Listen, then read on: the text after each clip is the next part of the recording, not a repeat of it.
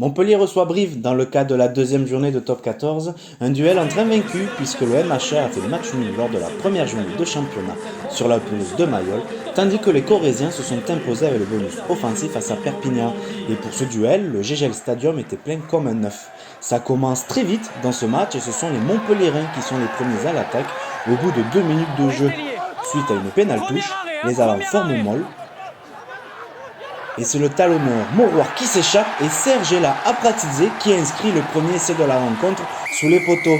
Montpellier mène déjà au bout de 2 minutes de jeu 7-0. Foursan va concrétiser la domination montpelliéraine grâce à une pénalité. 10-0 à la 14e minute de jeu. C'est à ce moment-là que les Brévistes vont réagir. Là aussi, les avants forment molle et c'est le talonneur Narizia qui s'allonge dans l'un but pour réduire la marque.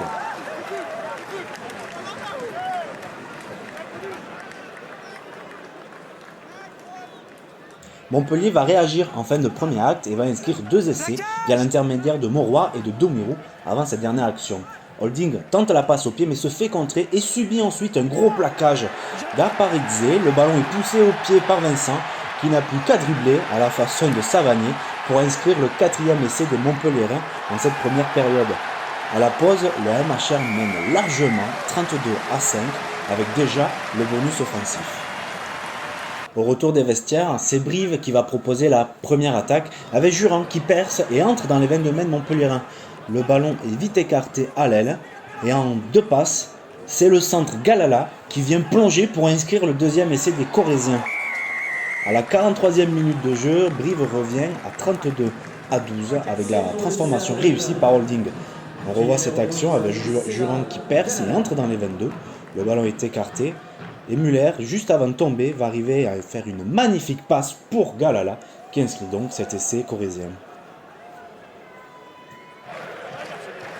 Mais Montpellier ne se démobilise pas pour autant et joue dans le camp adverse avec cette touche au niveau des 10 mètres. Un molle est construit par les avants du MHR. Mais celui-ci est bien défendu par les brivistes.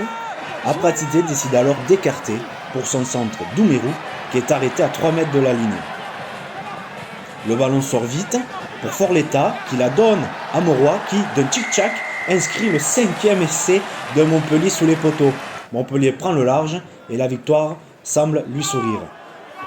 Mais Brive va jouer les troubles faites en cette fin de rencontre en tentant d'enlever le bonus offensif au Ciste avec cette touche dans les 5 mètres. Comme en première période, les avant-brévistes forment molle qui avance doucement mais sûrement. Le ballon est dans les mains de Karkadze. Le molle arrive dans les 5 mètres, n'est plus qu'à quelques mètres de la ligne.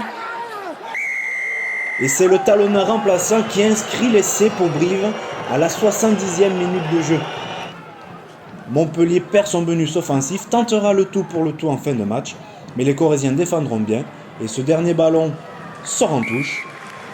L'arbitre de la rencontre siffle la fin de la partie et donc Montpellier s'impose 39-17 face au CAB.